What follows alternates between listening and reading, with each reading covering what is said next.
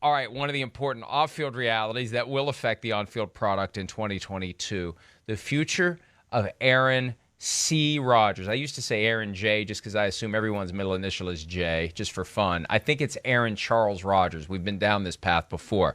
What will he be doing in 2022? He's promised an answer by the start of free agency. We're getting closer and closer. We're just 15 days away. There was a report last night from Ian Rappaport of NFL Media that the Packers and Rodgers' agents are working on a short-term contract that would replace the final year of his current deal, assuming he plans to stay. I think this is a good sign. I think the mere fact that both sides see the benefit of working out a contract before Aaron says what he's going to do would tend to be an indication he's leaning in the direction of staying. Or at a minimum, Peter, he recognizes the value of doing that while his decision is pending. You give up your leverage if you say, okay, I'm staying, let's work out a new contract. If your attitude is maybe I'll stay, I don't know, let's see what the contract looks like, you're probably going to get a better contract. And here's the other thing. I saw that last night, and honestly, kudos to Ian, because that's the first time I really have thought that, there's a leaning one way or the other. I think that Rodgers, I'll never forget, Rodgers was like August 8th or 10th last year, sat with him on a bench on the side of the practice field at Don Hudson Field across from Lambeau. And he told me, he said, you're not going to hear any clues from me this year. I'm going to be where my feet are, blah, blah, blah, blah, blah, all that stuff. And I think he did a very good job of it. But I do think now, if this is the case, and if he does, if he does a short-term contract to stay, let's say the next 2 years, to me, what that says to me is Davante Adams, listen, you and I have got to stay together for the next 2 years. That's it. We have the most golden opportunity. Don't go into free agency to some unknown place. Let's just stay here and take 2 more shots at winning a Super Bowl. And look, the last 3 years, championship game against San Francisco, championship game against Tampa, divisional game against San Francisco, have been some of the lowest points of Aaron Rodgers' NFL career. So I think he also feels, hey, listen, I've got to come back and redeem myself. If indeed he does this, that he's got to come back and play big at big moments. But I think the only way that is ensured, honestly, is if Davante Adams stays with him. And Peter, I think about the last 2 off seasons, Tom Brady in 2020, leaving the Patriots, who were in mini decline. I really don't know where they are right now after getting blown off the field in the wild card game against the Bills, but they were on the way down when Brady left. He handpicked a destination that was Super Bowl ready, just to add high-end quarterback, and he wins a Super Bowl. Last year, Matthew Stafford flees the latest attempt to reboot the dysfunction in Detroit, goes to L.A., Super Bowl-ready team that got to the Super Bowl with Jared Goff at quarterback. He comes in, they win a Super Bowl. I think the struggle for Aaron Rodgers is a very real one. Where else can you go where you have an opportunity to fairly easily get the 1 seed? In the NFC North right now, the Bears and the Vikings both have new coach, new GM. The Lions are in year 2 of their latest reboot.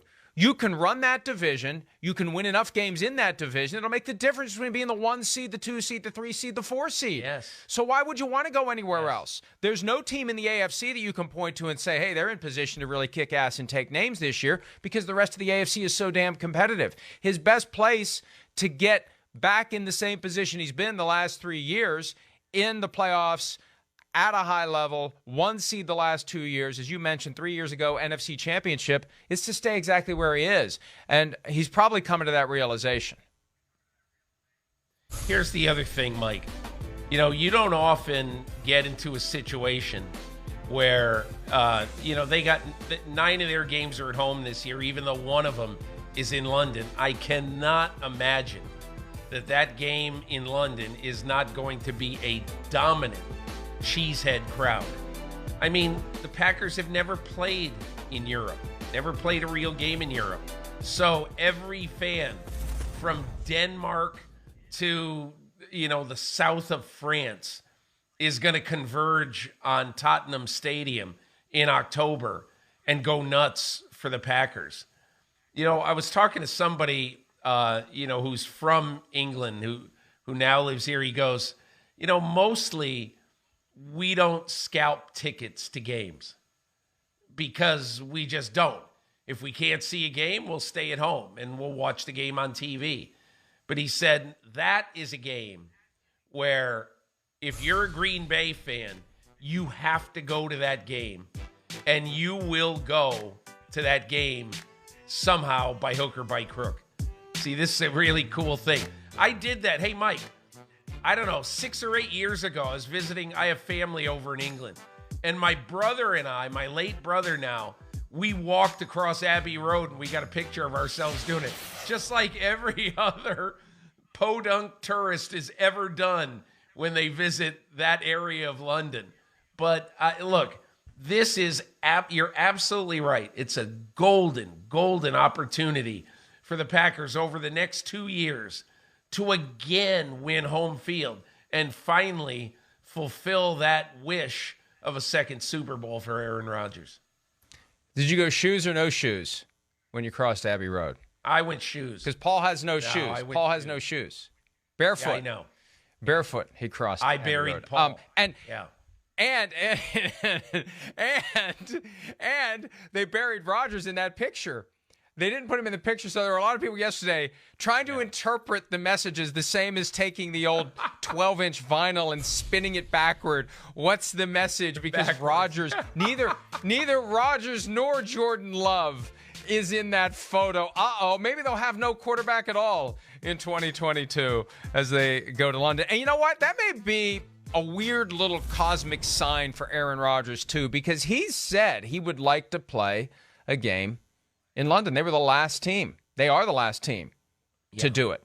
So they get their wish this year. And yeah, Packers fans, we're giving up a game at Lambeau Field. You still have 8 games. That's one of the benefits of the 17-game season. That's the whole this thing. Year, the NFC teams, Mike, if you look at the schedule, or if you look at the announcement the NFL made yesterday, and I wrote this in my column yesterday, I wrote it like 2 weeks ago that it was pretty sure that Tampa Bay was going to be the host team for the game in Germany. But 4 of the 5 teams playing an international game this year, all but Jacksonville, which is contractually obligated to play at least one in London every year. But the other 4 teams are all NFC teams. And you know what? In 2023, all 5 teams will be AFC teams, because that's the way, that's sort of the hidden little secret in the 17-game schedule. Everybody is still always going to have at least 8 home games, except for the Jaguars, but they've been doing that for years now. And ideally what will happen is we'll see 16 neutral site games every single year, so every team has 8 true home games, because that's where the slight imbalance is. You're going to have multiple teams in the NFC, 12 of the teams in the NFC that have 9 true home games, 4 have 8 true home games. The 4 teams that will be hosting the international games, Cardinals, Saints, Packers, Bucks, the other 12 teams will all have 9 home games next year, just like most of the AFC had 9 home games the year before. And I look forward to the year where there are 16 international games. I think that's far more likely than a team being relocated to London, but who knows? Hi, I'm Mike Tirico, and thanks for watching. Make sure to hit subscribe for the latest news and highlights from NBC Sports.